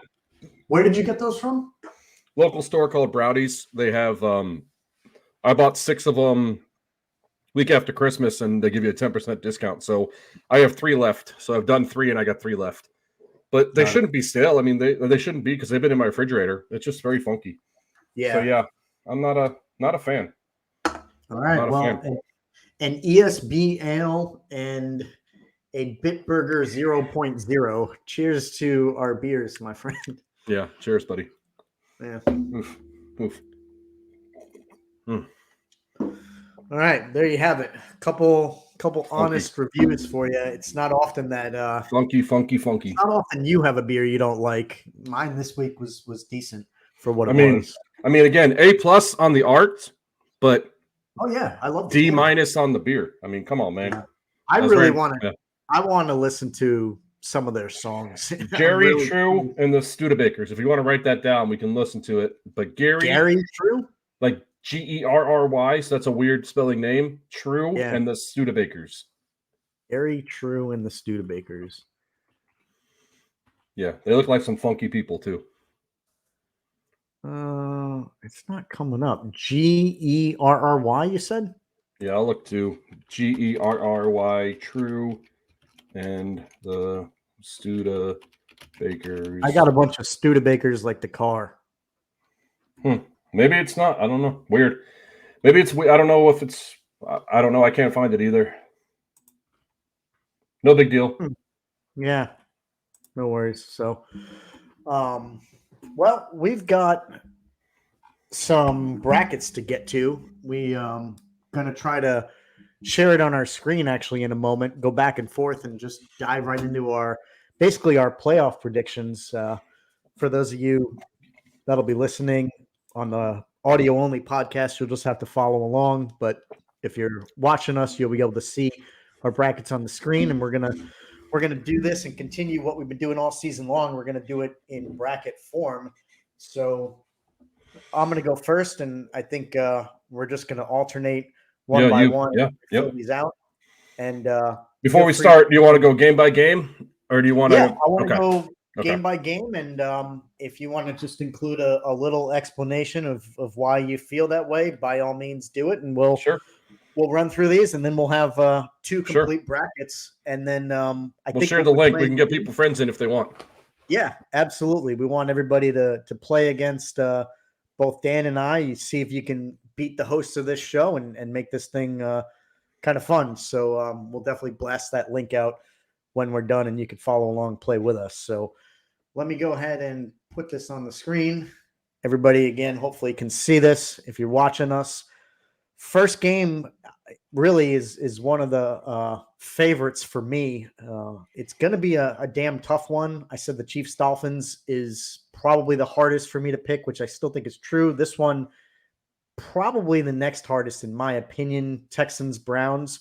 I like what both teams have done this year.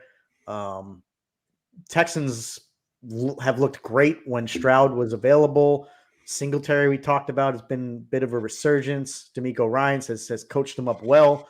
The Browns, on the other hand, we talked just a little earlier in the show about the adversity that they've had to fight through.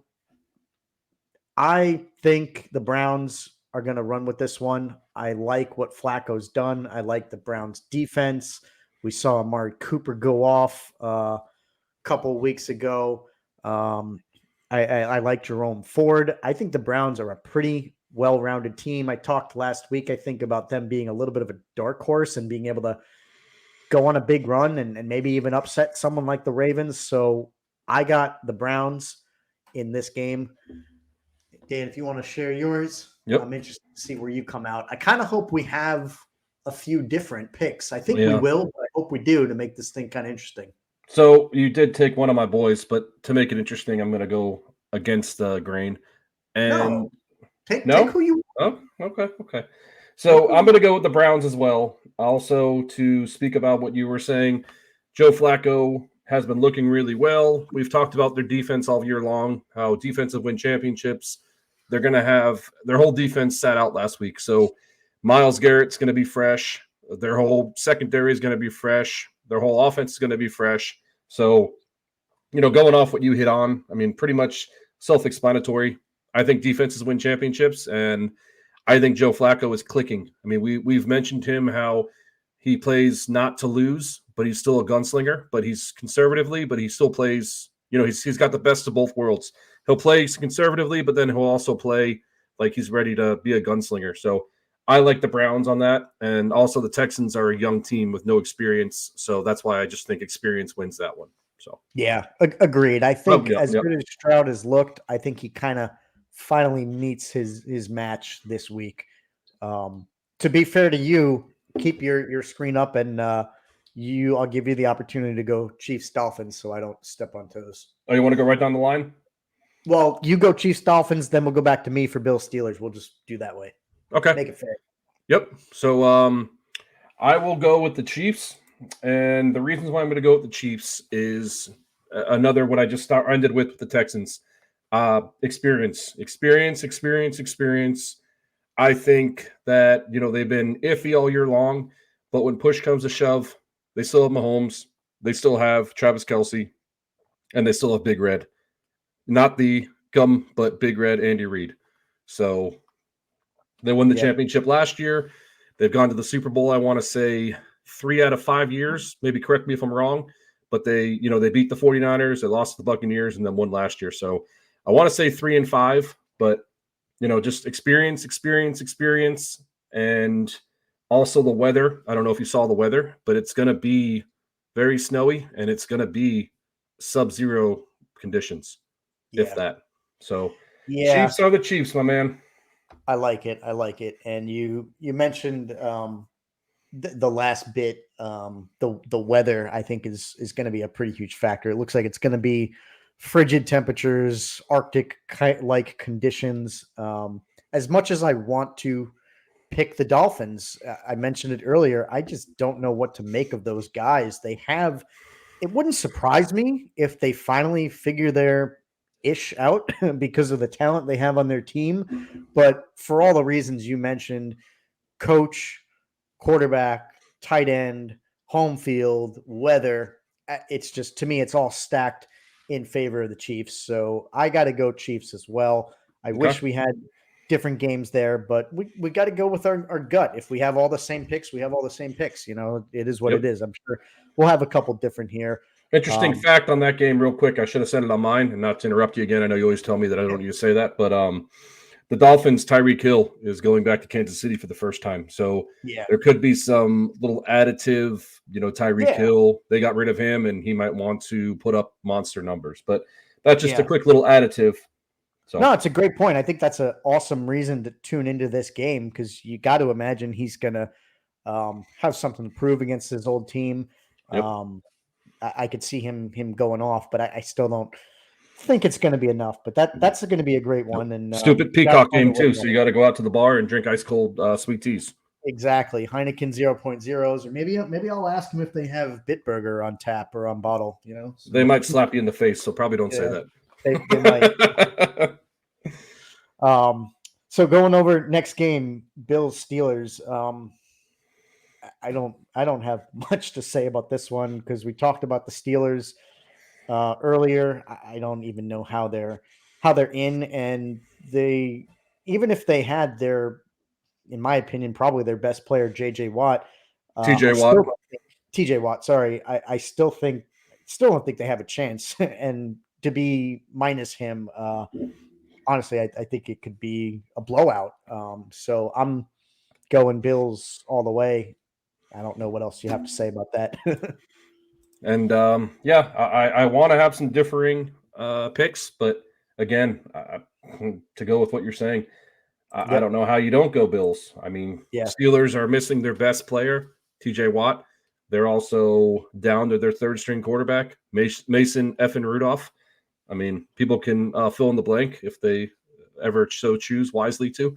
But it's going to be a bloodbath. I think last time I heard on Boomer and Geo that yesterday morning, I want to say it was 8.5 on the spread. So I don't know if that's going to go up or down, but I could see it probably going up because we know it's going to be frigid weather. I mean, Pittsburgh's used to frigid weather, but not Buffalo frigid weather. And we talked about Buffalo earlier in the show when they played the Dolphins, 5-game win streak.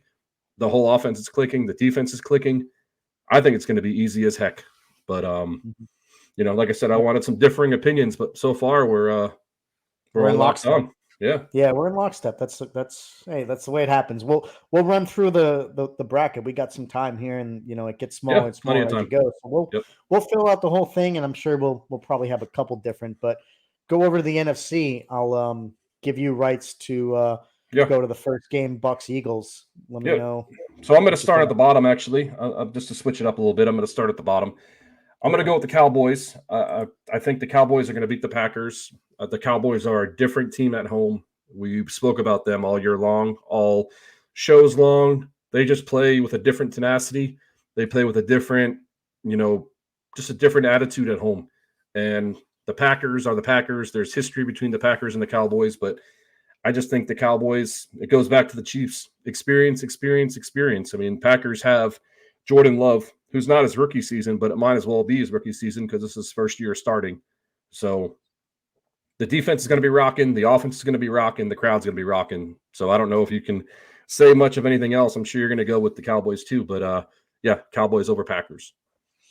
I like it. Yeah, again, you kind of hit on all the things I'm thinking of. They're just they're such a dominant team at home. As I mentioned earlier, Packers, just like the Steelers, I don't really think necessarily deserve to be in. Again, not taking away anything that they accomplished this year. Jordan Love is his first season. He even beat out some Brett Favre, Aaron Rodgers stats and things like that. But Cowboys just they look pretty dominant at home, so I kind of think they run away with that one. Going on to Lions and Rams.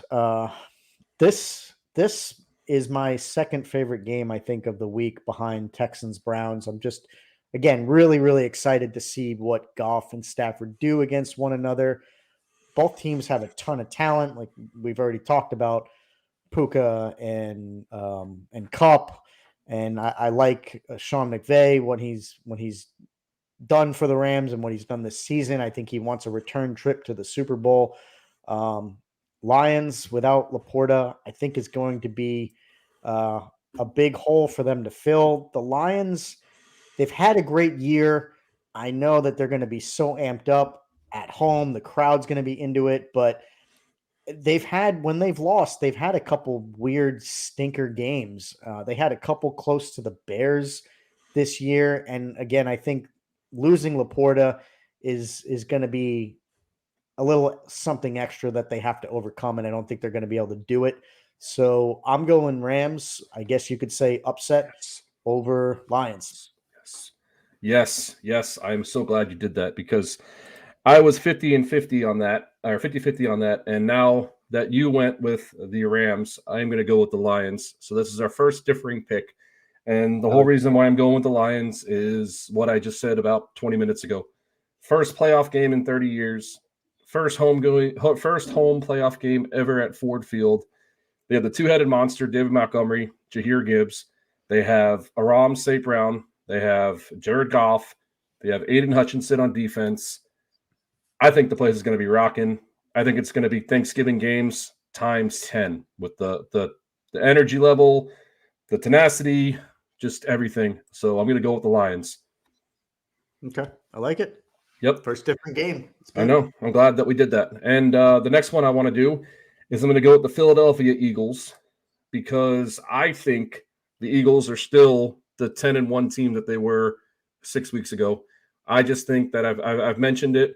I think that they've just become tired. I think that they've become complacent. I think that they finally got punched in the face a couple times. And I think that they're ready to rock and roll.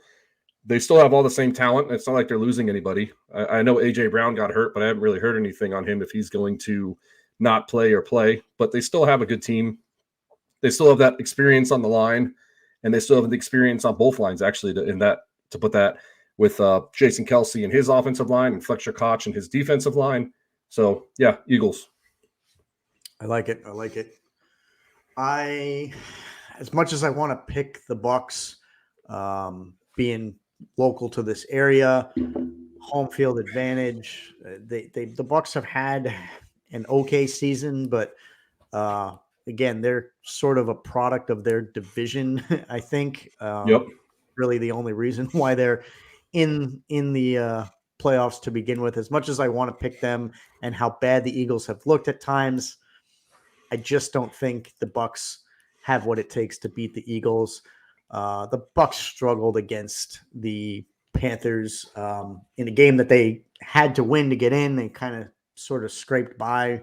So I just can't pick the Bucs. So I got to go Eagles as well. So first round, we only have, I think, one game different, but hey, that's enough. And it's going to make for some different matchups for the rest of the bracket. So let's keep going through them. I'm going to hit 49ers Rams on my bracket. And as much as I want to continue with that Rams train, I think the 49ers, with a game of rest, I think they just blow through that game against the Rams. It's just going to be too much of a mismatch there. So first game of the next round, the divisional round, I've got Rams over 49ers over Rams. All right. So this one is going to be a curveball and a half. I am going to pick the Eagles. And the reason why I'm picking the Eagles is what I just 5% in that beer and not 25%. Hey man, you laugh now. What I just said about the Eagles, I think they've been, I don't need to repeat myself, but they were playing complacent all year long. They got punched in the nose earlier in the year by the 49ers. 49ers are having a week of rest. The Eagles, they've been playing. Everybody's tired, but they want to win one for Kelsey because I think Kelsey's going to retire.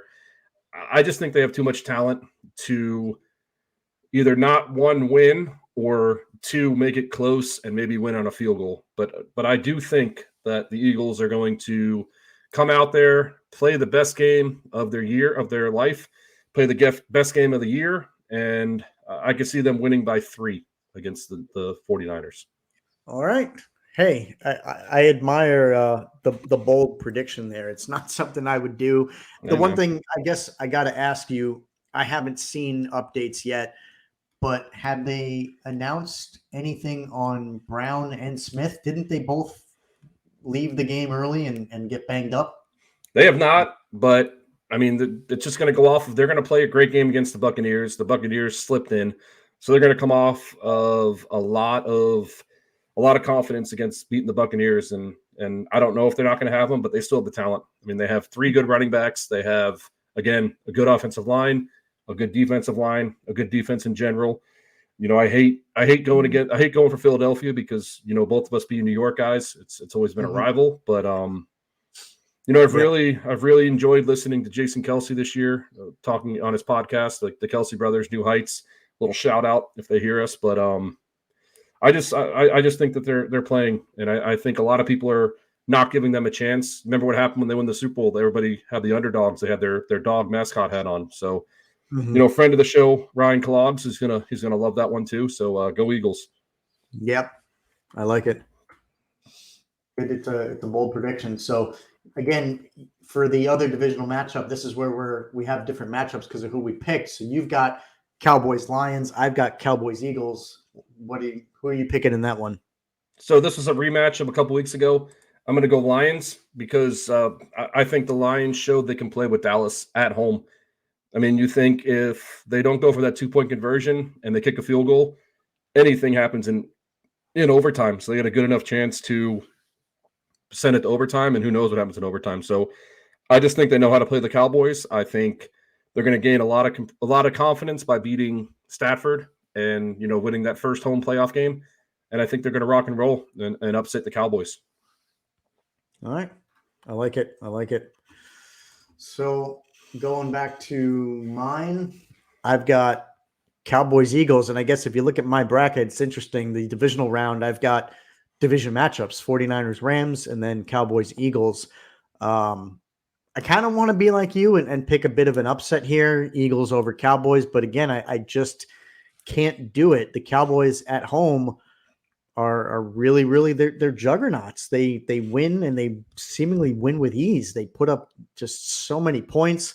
I think the Cowboys best the Eagles there, and for me that opens up an interesting 49ers Cowboys 1-2 NFC Championship. But let's go over to the AFC matchups where we do have the same games. I'll go Ravens, Browns, and this is another one. I want to be bold, but I think I have to go with my head over my heart. I have such a soft spot for the Browns and what they've accomplished. I would love to see them pull off the upset, but similar to the 49ers, with a week of rest and what they've done all season, we look at, I called for Lamar as MVP.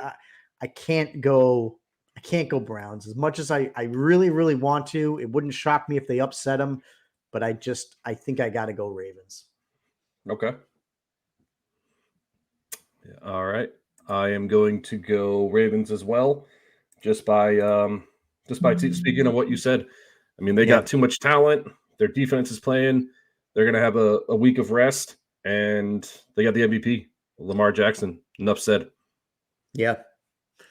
This next one, you still got the honors to fill out this divisional AFC matchup.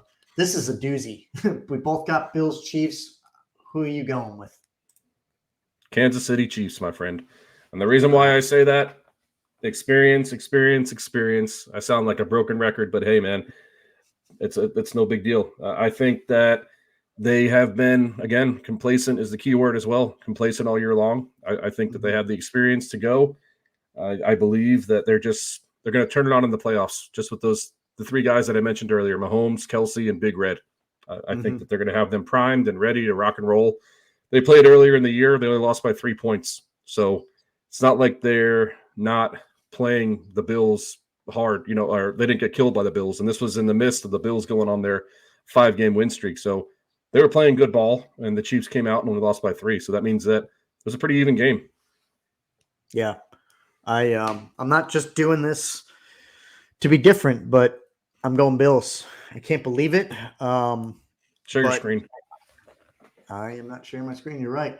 I am going Bills. I'm not That's just fine. doing it because you picked the Chiefs, but you talked about it earlier. They're riding 5-game winning streak. I think they cruise over the Steelers.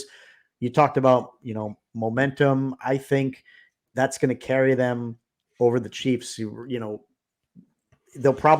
should have the home game based on the seeding. That atmosphere up there, Bills Mafia.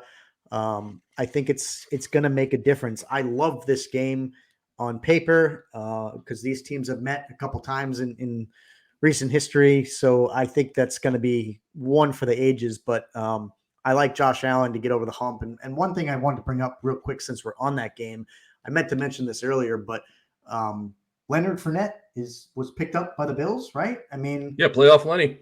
I can't believe it. Like it feels like, is it the second year in a row, or maybe he did it 2 years ago? He just gets scooped up by teams at the end of the year. I don't know what he's doing during the season, if he's clearly staying in shape, I guess. But, James Cook hasn't looked amazing this year. He's had some good games, but I think it's a great addition for the Bills to bring in a veteran back to share some of the workload. Fournette can catch passes. He's a great weapon in the backfield for Allen to dump off to if he gets in trouble. So I think it's a brilliant move by adding him, and I think it's going to be a difference maker. Okay. I mean, yeah. All right. I like it. So do you want to keep it on yours and you get your Super Bowl matchup, and then I'll do my Super Bowl matchup, and then we'll go from there? Yeah. Or how do you want to do it? Okay. Let's stay do here. that. Yep. So I've got Ravens Bills in my AFC Championship, and God damn, this is as tough. It's of a tough game one. It's as a I doozy. think you could pick. And interestingly enough, looking at my matchups, I've got 1-2 and 1-2 in both conferences. So I'm leaning heavy favorites here with few, if any, upsets.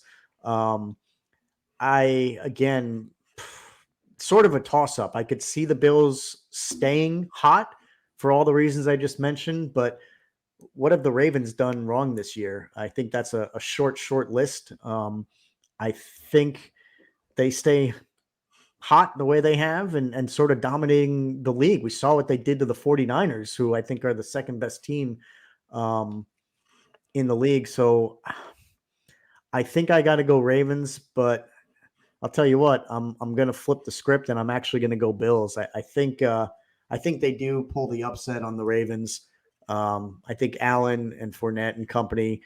You mentioned the quarterback, the OC, the chain, not the quarterback, but the OC, the coach that they've made changes. I think that's a recipe for success. So I'm pulling the upset there for Bills to be in the Super Bowl. Wow. NFC 49ers Cowboys, to me, that's kind of a sexy matchup. If you think back to the early 90s when those two teams were just ripping Super Bowls and just dominating the league, it's kind of cool to see them potentially meet, if I'm right, in the NFC Championship. Could be a lot of points scored in that game. I wouldn't be surprised if they set some records for yards, points, all that good stuff. But what had I been talking about so far? Cowboys would be on the road this game. I don't think they get past the 49ers. So for me, I think it sets up a 49ers-Bills Super Bowl, which I think would be great for ratings, for viewers, for fans. Even if you're not from those markets or fans of either team, I think I think that would be a pretty awesome Super Bowl. So I kind of hope I'm right.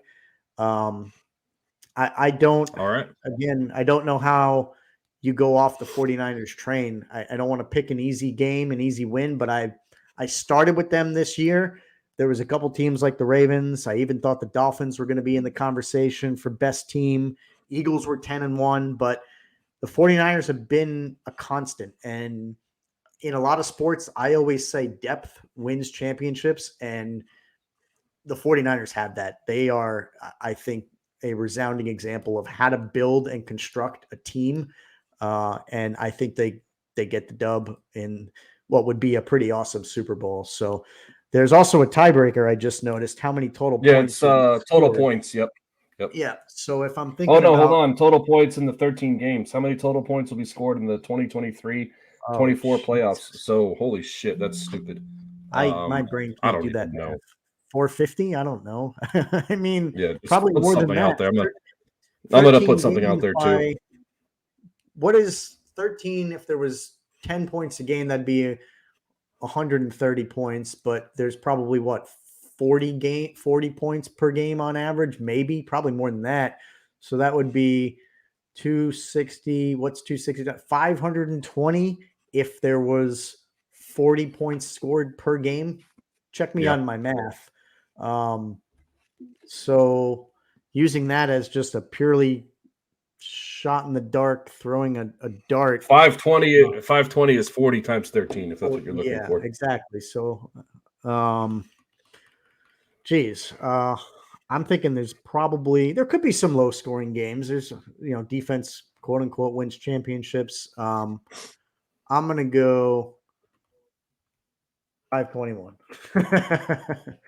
just to be funny and different. So that's my bracket. I'm not going to hit submit just yet. I don't know. It already submits at the bottom. At the bottom, it already submits. See where it says saved? Okay. All right. Yep. So you're rocking and rolling. Yep. All right, my friend. I'm going to start with the AFC, and I'm going to roll with the Ravens. I'm going to ride Lamar Jackson. I'm going to ride his MVP win. I'm going to ride their defense. I'm just going to ride the consistency. As you said with the 49ers, I think the same with the Ravens. They got depth. They have a good head coach. They have a good defense. They have a good offense. And I think they beat the Chiefs. And then going over here, I'm going to ride with my Cinderella pick. Not so much, but the Lions. I'm going to roll with the Lions. And winning Super Bowl is going to be the Baltimore Ravens with a pick with the points of 485. All right. So there you have it. Lions in the Super Bowl. I like that. That would also be an incredible Ravens Lions, my friend. I like the Lions. I just like how they're playing. I think that the Eagles have been going to play that game really well too, but I think the Lions are going to barely get that one out. But I think the Lions are going to beat the Eagles. I like it. So I'm going to go ahead and Super submit. Bowl. We each of there us we go. both have a hardball. So they give you a little thing. See? Yeah. I like it. So you can do yours if you want to submit yours. I did. I locked it in. So we're both in. I've got 49ers. You've got Ravens. I think one of us will probably be right. I think Super Bowl victor, they're arguably the two best teams all season and even right now as it stands. So see how we do. It'll be interesting. It'll be fun. So we'll, like we mentioned, blast that out on Twitter, Facebook, all the social channels. So anybody that wants to play along with us, you'll have the link and the password to join the group. Fill it out and play against the hosts of the show. So yeah, have some fun with it. Yeah, exactly. So we coming up to the end. We're again almost 2 hours into it, but I kind of want to look at the odds of some of the games for Wild Card Weekend. If you want to continue our trend and pick a lock of the week and an upset of the week, what do you think? Yeah, you want to keep our things going? Yeah, let's do it. Right. I have odds on the screen. I do too. My screen. So you won the regular season. You want to start out? Yeah, I like that. That's fair. I appreciate that. Most of the spreads are relatively tight. I'm looking at, looks like Bills went up to 10. I was 8.5 yesterday. Yeah. Points. That's a lot. I do think they run away with that. I already see where your upset of the week is going to be. I can already see where it's going to be. Yeah. Let's see. I mean, part of me wants to take Eagles, but the Bucks at home, I don't know. Lions, Rams, I mean, Hmm. 3 points. That's gonna be your upset. Yeah. Cowboys, Packers. I mean, I have 7.5 for that game. Is that what you have? Yes, I do. I do. Yeah, that half point will get you. I could see that being 7. Chiefs, Dolphins 4. 2 degrees. You see that? I have AccuWeather 2 degrees, like I was saying. Holy Wow. moly! Yeah, that's gonna be nuts. I am gonna take the highest point spread of the week, and I'm going Bills -10 because I think they Jesus. absolutely run away with it. So, Holy um, moly! yeah, a little bit of a Well, stretch there, possibly, but I it just just don't see sets that up game. your upset. It sets up your upset. So I know where you're going with that. Just go ahead and write it down. I already know. I don't even have it right now. I got to look at it real quick. The upset. I mean, We just did our brackets. Come on, man. well, I mean, I don't have Houston winning. I Los Angeles, mean, bro. yeah, right. Yeah, that's got to be the one because Yeah, it's got to be. it can't be the Packers. It can't be the Dolphins. So yeah, you nailed it. I mean, I'm going. Give me Rams, and the fact that I get 3 points when I think they win it outright, that'll bode well for my pick. So yeah, you nailed it. Yeah, these are Rams. tough, man. These are tough. My lock of the week. I'm going to go against you because I did in the bracket. My lock of the week is going to be the Lions -3. Okay. Make it interesting right there, my friend. Yeah, I like it. And my upset. Shoot.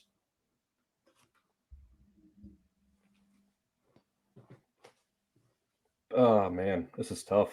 It is. What did we I say? mean, What did we say if we want an outright winner? Can we do an outright winner or winner? yeah, and then you just have to take it for what it is. So if they're getting points, you don't get the points. You just take them as a pick 'em. Never mind. Give me Packers +7.5. Okay, I like that. I think that's a big spread. You know what I mean? Yeah, so exactly. So you don't necessarily have to think the Packers are going to win. You just think they could cover. That's all. So Yeah. if they're within 7.5 points, even if they lose, you still win. So I like 7.5 points is impossible. So 7 or 8 points. Yeah, just saying. yeah. That's why you keep me around. They came up with a new rule. If you make a 17-yard field goal, it counts as half a point. So Interesting news to me. yeah. Well, there you have it. So Did your cousin tell you that from last night? Is that what happened? Your cousin Grady Gross? Grady Gross, yeah. Yep. Old cuz, man. He made a couple field goals, but he was on the wrong side of the score last night. So shout out to Grady Gross. Yeah. Shout out to Old Grady cuz. Gross, my dude. Come on over. Yeah. We want you on the show. We'll get you. Yeah, we do actually. We do. So there you have it. Our football predictions carry over and continue into the postseason. Bunch of awesome matchups this weekend. Can't ask for too much more. Dolphins Chiefs, I really want to tune into. I think Browns Texans is going to be awesome. So some really, really great games on Saturday. And the Bucks game is local this area. They're going to be on Monday night. I might have some friends potentially going to the game. We give a shout out to our boy Ryan Clogs. He's, I think, on the fence about buying tickets. He's an Eagles fan, so maybe he might be going. Wish him and his team the best if he does go. But good matchups. If you're a diehard football fan like we are, my Giants. You like the Giants. They're not in it, but you can't ask for too much more with some of these games. Nope, and it makes for good sports talk, if you ask me. It does. It makes for an hour and 50 minutes of sports talk is what we've done. So, only touched 2 topics too, NFL and college football. That's pretty impressive. If you have to ask myself again, it is. It is impressive. We skipped by the other stuff: basketball, baseball, hockey, the other things we've touched on as we've done this show, and we'll definitely be getting to those. But it's football heavy on this show. Hope everybody enjoyed it and found it entertaining. So, as always, thank everybody for listening to us, sticking with us on our journey. always appreciate if you give us a shout out, a like, subscribe on all our socials. That's the best way we're getting our name and our word out there. So appreciate you listening. Make sure to check our social media pages if you want to participate in our bracket challenge. Any last parting thoughts or words, Dan? That's it, man. Just watch some football, have some fun, and have fun. Make it happen, Captain. Pound a couple beers for me since I can't. Man, that ain't even a question, dog. Love it. Always a pleasure, my man. Great Always show. is. Again, thanks everybody for listening to us. We'll have another great show packed full of everything sports, and again, NFL heavy when we come back next week. So peace out, everybody. See you next week. See you. Everybody come see the greatest show. Gather up all juggalos and roll. Everybody come see the greatest show. Gather up all juggalos and roll. Everybody come see the greatest show. Gather up all juggalos and roll. Everybody come see the greatest show. Everybody come, everybody come, everybody. Everybody come see the greatest show. Gather up all juggalos and roll.